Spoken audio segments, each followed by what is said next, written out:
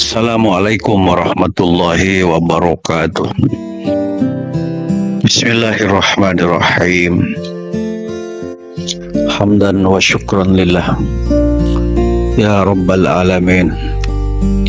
Senantiasa kita bersyukur kepada Allah Subhanahu wa ta'ala, sekaligus kita berdoa mudah-mudahan kita dijadikan hamba Allah yang mampu menahan nafsu, mampu mengarahkan nafsu pada nafsul mutmainnah, nafsu yang tentram, yang selalu merindukan zikir kepada Allah, yang selalu merindukan membaca Al-Quran, yang selalu merindukan membaca sholawat, yang selalu mencintai berbuat baik dalam kehidupan sehari-hari.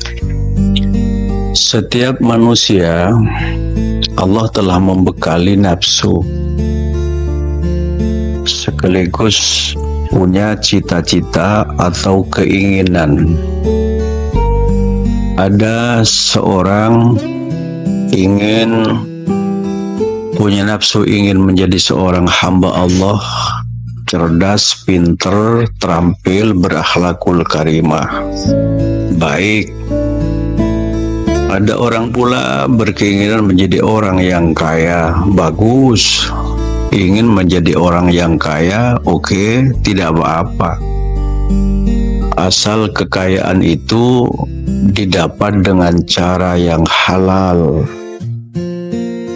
Islam tidak membatasi. Tetapi kalau persoalan harta, kalau kita ingin kaya, pertanyaannya dua. Harta itu didapat dari mana? Dan harta itu dipergunakan untuk apa? Maka setiap manusia punya nafsu, punya keinginan. Maka yang kita harapkan adalah setiap kita mampu mengelola nafsunya sendiri. Ada nafsu cinta terhadap harta, senang pada harta, senang pada wanita, senang pada kedudukan atau tahta. Harta, wanita, tahta. Tidak apa-apa, itu bagus, tidak dilarang. Tetapi jangan sampai demi nafsu, demi jabatan, demi kekayaan, demi cinta, lalu menghalalkan segala cara, telah mengabaikan etika agama dan etika sosial. Itu yang tidak boleh. Namun kita berdoa kepada Allah Subhanahu wa ta'ala, mudah-mudahan kita apa yang menjadi kemauan baik, nafsu berkeinginan baik, senantiasa mendapatkan bimbingan dari Allah Subhanahu wa ta'ala. Setiap manusia pasti punya nafsu.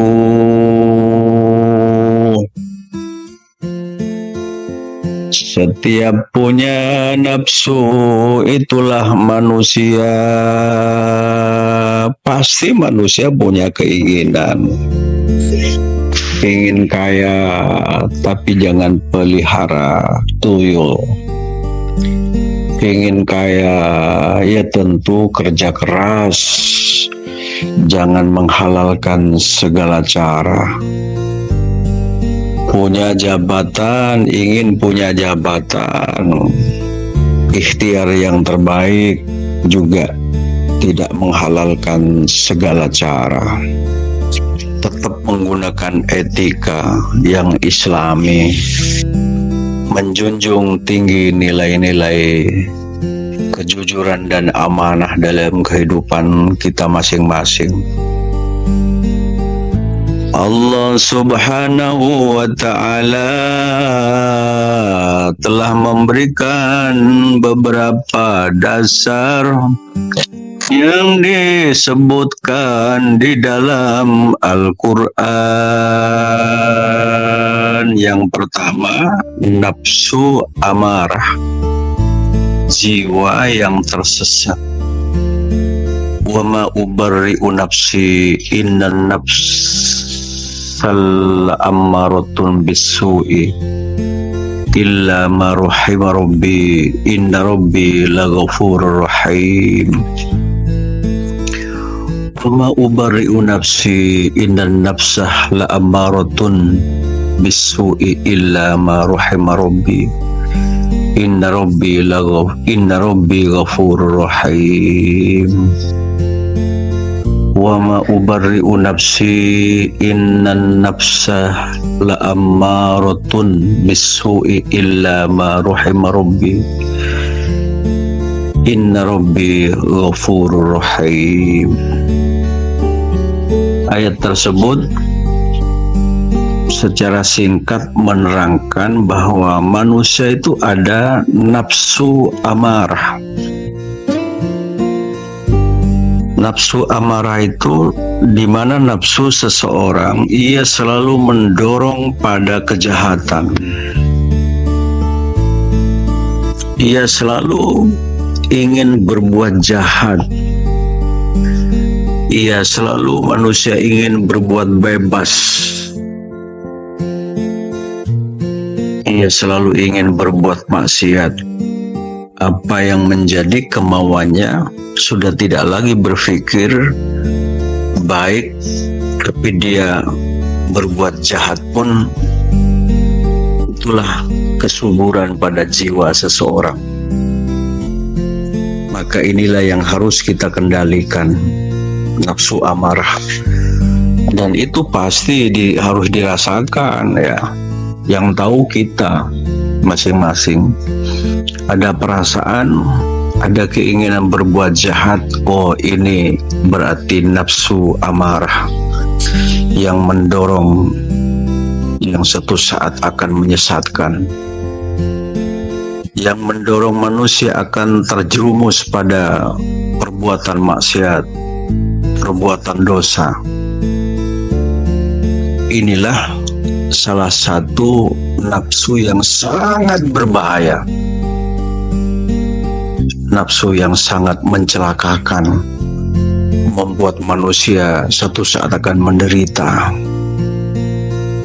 Yang kedua, ada nafsul lawamah. Nafsul lawamah juga diterangkan dalam sebuah ayat firman Allah Subhanahu wa ta'ala, wala uqsimu bin nafsil lawamah, wala uqsimu bin nafsil lawamah. Sampai di dalam ayat ini kalau diterjemahkan secara lengkap, dan aku bersumpah demi jiwa yang selalu menyesali diri sendiri. Nafsul lawamah itu nafsu yang selalu gelisah, nafsu yang kadang berbuat dosa menyesal, ya, menyesal, cemas, kadang menyalahkan diri sendiri, ya. Kenapa sih saya berbuat dosa? Kenapa sih saya berbuat salah? Kenapa sih saya kok terlalu banyak kekurangan? Termasuk hidupnya minder, ya, tidak punya percaya diri itu, ya. Minder, penakut, ya. Kadang-kadang berbuat baik, kadang lalai, terjerumus pada perbuatan yang buruk. Jadi lawamah itu kadang ia berbuat baik, kadang pula dia berbuat jahat. Ia terombang-ambing, ya, menyesal, ya, kadang mencela diri sendiri, kadang sadar atas kesalahan, ya. Dan ini diperlukan satu suplemen biar supaya keluar dari sebuah keterombang-ambingan. Menyesal memang, tapi harus diakhiri dengan sebuah taubat. Ya, minder itu penyakit. Memang kecewa apabila permintaannya tidak dituruti, iya. Kecewa apabila seseorang mencintai seseorang kemudian cintanya tertolak, itu pasti. Tapi jangan sampai jiwa lawamah begitu mendalam, mengalami traumatis dalam kehidupan. Harus ada penyelesaian. Yang ketiga adalah nafsu yang terbaik. Itu yang diinginkan oleh kita bersama, yaitu nafsul mutmainnah, nafsu yang tentram. Ya ayyatuhan nafsul mutmainnah, irji'i ila rabbika radiyatan mardiyah, fadkhuli fi ibadi wadkhuli jannati. Tentu setiap muslim dan muslimah itu yang kita inginkan, nafsu yang tentram, yang selalu merindukan Allah, jiwanya yang sempurna, nafsu yang selalu ingin sholat, nafsu yang dihiasi dengan iman, nafsu yang dilakukan gerakan dengan ketakwaan. Kalaupun kadang kita ingin bicara kelemahan orang lain, tapi karena nafsunya tentram, maka dia mampu mengendalikan diri. Seharusnya dia mencela, malah diam. Seharusnya dia mencaci maki, dia diam. Ketika dia dicaci maki oleh orang, ia tidak membalas. Paling-paling ia mengucapkan dalam hatinya, Astaghfirullahaladzim. Ketika ada orang yang memujinya, ia bukan bertampak seperti orang yang sombong, tapi dia mengucapkan Subhanallah, Subhanallah. Maka nafsul mutmainnah, jiwa yang sempurna, jiwa di mana jiwa Allah meridhoi terhadap orang yang punya jiwa mutmainnah. Ya ayyatuhan nafsul mutmainnah, hai jiwa yang tenang, hai jiwa yang tenang, irji'i ila rabbika radiyatan mardiyah, kembalilah kepada Tuhanmu dengan hati yang ridho, lagi diridhoinya. Fadkhuli fi ibadi wadkhuli jannati, maka masuklah ke dalam jamaah hamba-hambaku, masuklah ke dalam surgaku, masuklah ke dalam surgaku. Setiap manusia memang punya nafsu, ya, setiap manusia punya nafsu.